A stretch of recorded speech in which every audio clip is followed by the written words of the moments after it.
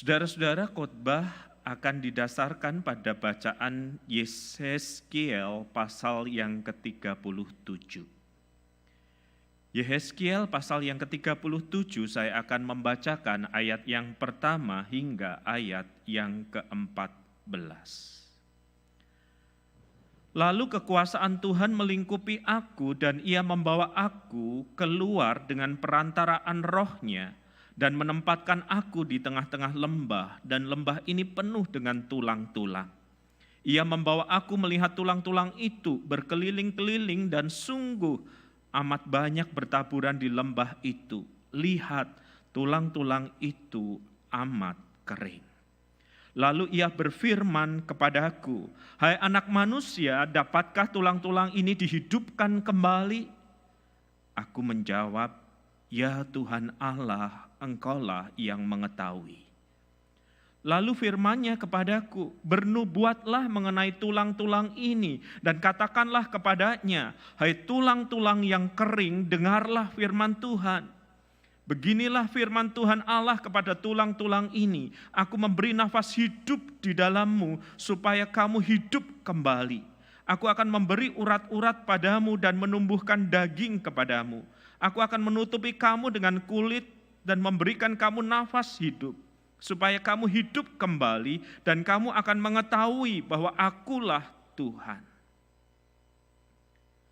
Lalu aku bernubuat seperti yang diperintahkan kepadaku. Dan segera sesudah aku bernubuat, kedengaranlah suara, sungguh suatu suara berderak-derak, dan tulang-tulang itu bertemu satu dengan yang lain. Sedang aku mengamat-amati, lihat urat-urat ada dan daging tumbuh padanya. Kemudian kulit menutupinya, tetapi mereka belum bernafas. Maka firman-Nya kepadaku, "Bernubuatlah kepada nafas hidup itu, bernubuatlah ya anak manusia. Katakanlah kepada nafas hidup itu, beginilah firman Tuhan Allah, hai nafas hidup, datanglah dari keempat penjuru angin dan berhembuslah ke dalam orang-orang yang terbunuh ini, supaya mereka hidup kembali." Lalu aku bernubuat seperti yang diperintahkannya kepadaku. Dan nafas hidup itu masuk di dalam mereka, sehingga mereka hidup kembali. Mereka menjejakkan kakinya, suatu tentara yang sangat besar. Firman-Nya kepadaku, "Hai anak manusia, tulang-tulang ini adalah seluruh kaum Israel. Sungguh mereka sendiri mengatakan, tulang-tulang kami sudah menjadi kering dan pengharapan kami sudah lenyap, kami sudah hilang. Oleh sebab itu bernubuatlah dan katakanlah kepada mereka, beginilah firman Tuhan Allah, sungguh aku membuka kubur-kuburmu dan membangkitkan kamu, hai umatku, dari dalamnya, dan aku akan membawa kamu ke tanah Israel. Dan kamu akan mengetahui bahwa akulah Tuhan pada saat aku membuka kubur-kuburmu dan membangkitkan kamu, hai umatku, dari dalamnya. Aku akan memberikan rohku ke dalammu, sehingga kamu hidup kembali, dan aku akan membiarkan kamu tinggal di tanahmu. Dan kamu akan mengetahui bahwa aku Tuhan yang mengatakannya dan membuatnya. Demikianlah firman Tuhan. Berbahagialah kita yang membaca firman Tuhan dan berjuang untuk melakukannya. Hosiana. Hosiana, Hosiana, Hosiana.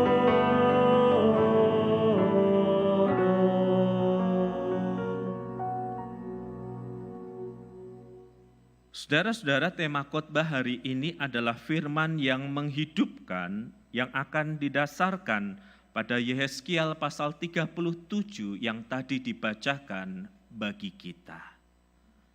Saudara-saudara, apakah Anda familiar dengan nama ini? Daniela Tracy. Saya yakin sebagian orang tidak pernah mendengar nama ini sebelumnya. Mungkin 1-2 orang pernah mendengar nama Daniela Tracy.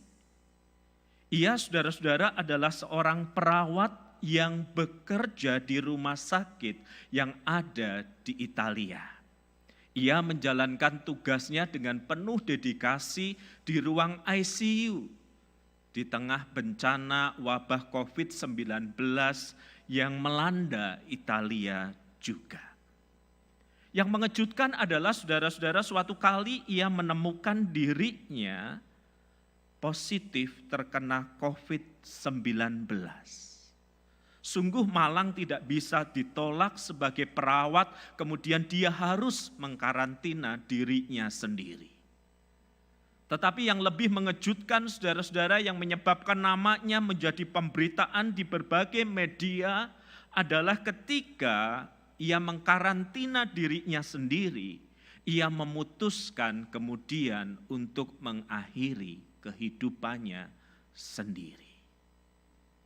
Saudara, ketika saya membaca berita bunuh diri dari seorang perawat ini, saya menyadari dan saya termenung untuk memikirkan betapa rapuh manusia. Manusia itu rapuh jasmaninya, walaupun kelihatan kuat, walaupun kelihatan sehat, virus yang tak terlihat oleh mata itu menyerang dan juga bisa menghancurkan tubuh jasmaniah ini. Manusia itu juga rapuh mentalnya, saudara-saudara. Coba Anda bayangkan pada saat seperti ini, mulai dari presiden sampai rakyat jelata dari seluruh penjuru negeri ini, bahkan dari seluruh penjuru dunia, dibuat gentar oleh virus yang tak terlihat oleh mata itu. Ya saudara-saudara, Anda dan saya hari-hari ini harus mengakui kerapuhan kita. Bahkan sebelum virus itu mengenai tubuh kita, misalnya ketika kita mendengar kabar duka tentang teman, kerabat, seorang pendeta atau hamba Allah yang lain yang meninggal gara-gara wabah ini, mental kita down, saudara-saudara. Beberapa orang berkata dia mengalami breakdown, artinya pecah di dalam. Stres dan depresi, bahkan sebelum virus itu menyentuh kehidupan kita sendiri. Ya saudara-saudara, kita hidup di dalam situasi yang membuktikan betapa rapuh hidup manusia personal, juga betapa rapuh secara global perekonomian yang ada. Mana-mana tempat sekarang sepi, penerbangan banyak ditutup, ekonomi tidak dapat berjalan seperti biasanya.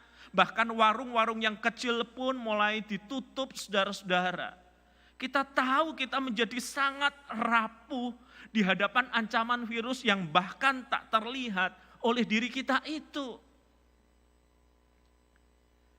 Dan di dalam kerapuhan dan ketidakberdayaan kita, adakah harapan yang tersisa? Di tengah mewabahnya virus ini, dari mana kekuatan untuk bertahan itu ada?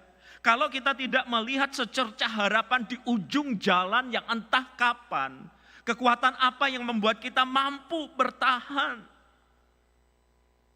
Barangkali seperti Daniela Tracy, orang-orang yang tidak melihat pengharapan ada di depan, bisa hidup di dalam keputusasaan, ketidakberdayaan, dan bahkan memikirkan hal yang lebih buruk lainnya.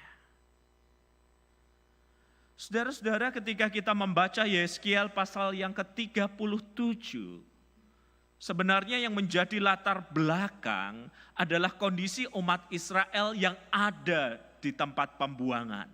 Mereka sudah kalah berperang, mereka sudah ditawan, mereka sudah dibawa keluar dari tanah kelahiran mereka hidup dalam penawanan. Mereka tidak berdaya dan tidak punya pengharapan sama sekali. Dan di dalam situasi seperti itu, Alkitab mencatat di ayat yang pertama, lalu kekuasaan Tuhan meliputi aku dan ia membawa aku keluar dengan perantaraan rohnya dan menempatkan aku di tengah-tengah lembah. Lembah ini penuh dengan tulang-tulang. Ia membawa aku melihat tulang-tulang itu berkeliling, sungguh amat banyak bertaburan. Lihat tulang-tulang itu amat kering. Saudara, sang Nabi Yeskiel dibawa Allah untuk melihat sebuah penglihatan ini. Sebuah lembah, tempat di mana biasa terjadi pembantaian. Yang menang membantai yang kalah, dan jenazah dibiarkan begitu saja. Hingga burung-burung pemakan bangkai akan datang menghabisi sisa-sisa yang ada. Dan tulang-tulang itu menjadi kering, tidak dikuburkan. Itulah situasi Israel di mata Tuhan. Itulah situasi Israel di mata sang Nabi. Sebab di ayat 11 Tuhan berkata kepada sang Nabi, tulang-tulang ini adalah seluruh kaum Israel. Sungguh mereka sendiri mengatakan tulang-tulang kami menjadi kering dan pengharapan kami sudah lenyap, kami sudah hilang. Gambaran tulang-tulang yang ada di lembah adalah gambaran ketidakberdayaan dan bahkan kematian Israel. Seperti prajurit yang kalah terbantai habis dan bahkan tidak ada lagi yang menghormati jenazah atau tubuh mereka. Tulang-tulang mereka menjadi sangat kering. Saudara, kenapa sang nabi dibawa ke tempat ini dalam sebuah penglihatan oleh Tuhan? Sebab Tuhan ingin berkata, sebab Tuhan ingin bersabda. Lalu mulailah dialog antara Tuhan dan sang nabi di ayat yang ketiga. Hai anak manusia, dapatkah tulang-tulang ini dihidupkan kembali? Aku menjawab, ya Tuhan Allah, engkaulah yang mengetahui. Tuhan ingin memperlihatkan ketidakberdayaan, sekaligus Tuhan ingin memperlihatkan kekuatan dan kuasa-Nya. Dan adegan selanjutnya adalah Tuhan mengajar sang nabi untuk bernubuat, untuk berkata kepada tulang-tulang itu. Dan firman yang dikatakan oleh sang nabi membuat tulang-tulang itu berderak-derak, bertemu satu dengan yang lain. Dan tumbuhlah urat, daging, dan kulit. Ketika sang nabi berkata, mengatakan sabda Tuhan, mujizat terjadi, tulang yang mati itu bersatu, tumbuh daging, urat, dan kulit, saudara-saudara. Sungguh sebuah pemandangan yang luar biasa, apa yang mustahil ternyata mungkin oleh kekuatan firman. Dan bagian kedua dari penglihatan ini adalah ketika Tuhan meminta agar sang nabi bernubuat, berkata, mengatakan firman agar hidup itu muncul kembali. Dan sang nabi pun berkata dan bersabda, dan nafas hidup itu muncul kembali. Ayat ke-10 mencatat, lalu aku bernubuat seperti yang diperintahkannya kepadaku. Dan nafas hidup itu masuk ke dalam mereka, sehingga mereka hidup kembali. Mereka menjejakkan kakinya suatu tentara yang besar. Dari tulang, dari kematian menjadi sebuah kehidupan. Dari tulang yang tak berdaya menjadi prajurit yang perkasa. Dan itu terjadi karena kuasa dari sabda. Kuasa dari perkataan Allah yang menghidupkan itu. Saudara-saudara, bukanlah penglihatan ini seharusnya mengingatkan kita bahwa firman-lah yang memberi kehidupan. Kitab Kejadian mencatat bahwa ketika belum ada segala sesuatu, Allah bersabda, maka segala sesuatu itu ada. Segala sesuatu yang ada di dunia ini diciptakan oleh sabda, oleh perkataan Allah itu. Sabda itu menciptakan, sabda itu memberi kehidupan. Bukankah kitab pertama dari Alkitab kita menegaskan itu, saudara-saudara? Demikian juga untuk diri kita, Tuhan membentuk kita dari debu tanah dan menghembuskan nafas hidup dan jadilah manusia seperti kita. Tidak heran bukan ketika Yesus pernah berkata, manusia tidak hidup dari roti saja, namun dari setiap firman yang keluar dari mulut Allah. Kita ditopang saudara-saudara bukan oleh makanan yang kita makan sehari-hari. Kita ditopang bukan hanya oleh vitamin yang kita minum sehari-hari. Kita ditopang juga oleh firman Allah itu. Dan di balik hidup jasmani yang kini kita banyak khawatirkan. Kita makan makanan yang lebih sehat, kita minum vitamin lebih banyak. Ada dimensi kehidupan rohani yang harus kita beri makan oleh kekuatan firman Allah, bukan? Sebab manusia hidup bukan dari roti saja, tetapi dari setiap firman yang keluar dari mulut Allah.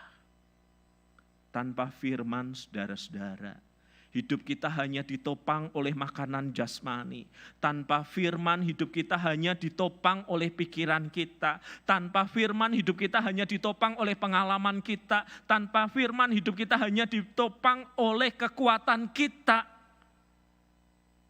Dan semua yang ada pada diri kita ada batas kekuatannya. Dan ketika pergumulan itu melampaui batas daya tahan pribadi kita, hancur dan pecah jiwa kita. Saudara, saya masih mengingat Mei tahun 88, saya hadir melayani di Jakarta sebagai seorang mahasiswa praktek setelah peristiwa kerusuhan itu terjadi. Dalam masa-masa praktik pelayanan itu, saya berjumpa dengan dua keluarga, saudara-saudara. Mereka tinggal berhadapan, dua-duanya sama-sama mengalami penjarahan, pembakaran, dan kehilangan harta benda mereka. Dan 1-2 tahun yang lalu, saudara-saudara, saya ketemu dengan anggota keluarga dari yang pernah saya kunjungi. Ketika ia mengenali saya seusai kebaktian, ia menarik tangan saya lalu dia berkata, barangkali Pak Wahyu tidak ingat bahwa pada masa itu Bapak mengunjungi rumah saya dan juga rumah kenalan kami yang ada di seberang rumah Lalu dia berkata, memang ya Pak, orang kalau enggak punya Tuhan, enggak hidup dalam firman, enggak akan punya kekuatan. Mendengar kalimat itu saya menyahut, maksud Bapak? Lalu ia menjelaskan saya yang Bapak kunjungi itu, sayangnya terlalu percaya pada dirinya sendiri. Tidak mau hidup oleh kekuatan Allah. Tidak mau menyandarkan dirinya pada firman dan bahkan menolak untuk beribadah setelah peristiwa yang malang itu. Selalu mengatakan pada dirinya, aku kuat, aku sanggup, aku mampu. Tetapi ya mohon maaf Pak Wahyu. Setelah peristiwa itu ia depresi berkelanjutan sampai akhir hidupnya. Tak pernah dipulihkan. Jiwanya tertekan. Ia menarik nafas panjang lalu berkata, sungguh berbeda dengan Om yang ada di seberang rumah yang kali itu juga Pak Wahyu kunjungi, bukan? Ia bisa bangkit lagi, ia ke gereja lagi, ia melayani lagi. Dan kekuatan firman itu yang saya lihat menopang kehidupannya. Ia dipulihkan Pak. Beda 180 derajat dengan Om saya. Bapak, Ibu, dan saudara sekalian, firman Tuhan membuat kita tidak sendirian dalam pergumulan. Firman yang sama yang menciptakan dunia ini, firman yang sama yang menghidupkan yang sudah mati di lembah, adalah firman yang memelihara hati dan pikiran kita, bukan? Pemazmur pernah berkata firman itu pelita dan terang bagi jalannya. Betapapun hebat kita, betapapun berpengalaman kita, betapapun kita punya segala sesuatu, tanpa firman kita akan tersesat di tengah pergumulan. Tanpa firman kita tidak punya kekuatan ketika ketidakpastian datang menghampiri hidup kita. Bersandarlah pada firman itu. Apalagi bagi kita orang percaya, kita pernah mendengarkan kalimat ini bukan? Yohanes pernah mengatakannya, firman itu telah menjadi manusia dan diam di antara kita. Firman itu bukan hanya di atas, tetapi dia telah menjadi manusia di dalam diri Yesus Kristus. Kristus yang taat sampai mati, bahkan di atas kayu salib, karena dia mengasihi kita. Saudara-saudara, situasi yang kita hadapi makin lama akan makin terasa berat. Kita nggak mungkin kuat. Kita nggak mungkin tabah. Kecuali Sang Firman yang telah menjadi manusia itu menyertai kita. Dan bukankah Ia yang pernah berjanji kepada kita, ketahuilah bahwa aku menyertai kamu senantiasa sampai kepada akhir zaman. Kenapa Ia perlu berjanji untuk menyertai? Karena Dia tahu Anda dan saya tidak mampu berjalan seorang diri. Sampai kapan ini berlangsung, saudara-saudara? Kita hanya punya prediksi. Bagaimana kita bisa mendapatkan rejeki dalam situasi seperti ini? Kita pun tak punya jawabannya. Bagaimana dengan saudara kita yang sakit terkena virus COVID-19 ini? Dan barangkali kabar duka sudah menyapa keluarga besar kita, dan kita tak berdaya.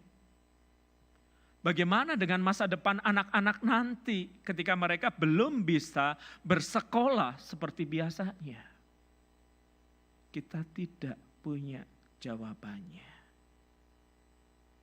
Namun ada satu kabar baik di dalam seluruh ketidakmengertian kita.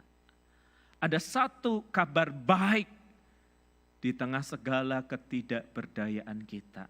Ada pengharapan yang akan membuat kita bertahan. Dengarkan ini.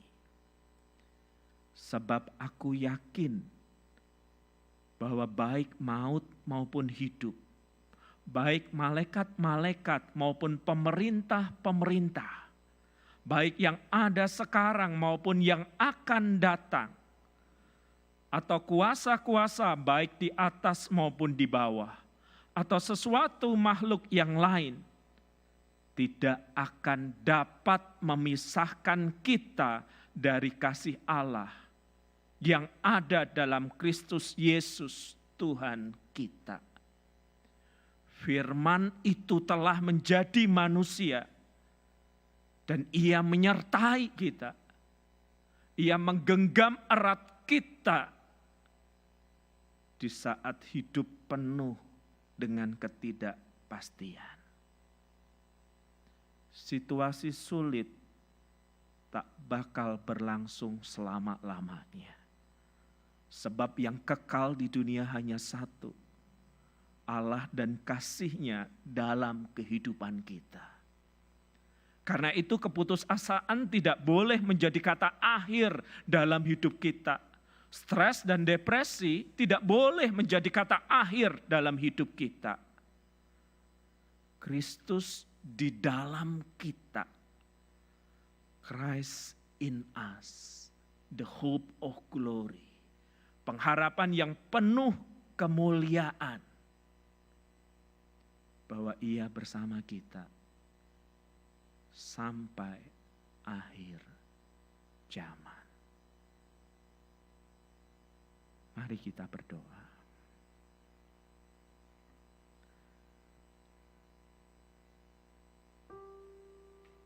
Di dalam hidup yang penuh dengan ketidakpastian, kami bisa saja merasa situasi ini melampaui kekuatan kami. Dan tanpa pengharapan, apalah artinya hidup kami.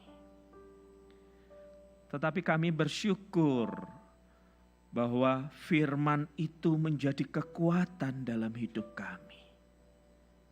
Bukan firman yang disabdakan Allah dari jauh, tetapi firman yang telah menjadi manusia di dalam diri Kristus, yang mati dan menebus dosa kami, yang menyertai kami sampai akhir zaman.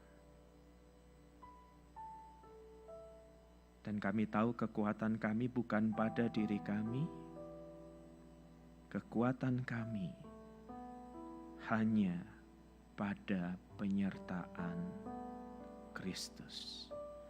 Dan ketika Kristus menyertai kami, maka tidak ada yang mustahil dalam hidup ini.